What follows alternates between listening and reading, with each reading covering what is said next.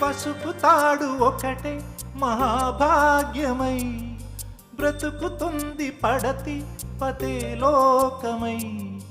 మగని మంచి కోసం పడే ఆర్తిలో సతిని మించగలరా మరే ఆప్తులు. ఏ పూజ చేసినా ఏ నోము నోచినా ఏ స్వార్థము లేని త్యాగం భార్యగా రూపమే పొందగా. అపురూపమైనదమ్మ ఆడజన్మ, ఆ జన్మకు పరిపూర్ణత ఇల్లాలమ్మా.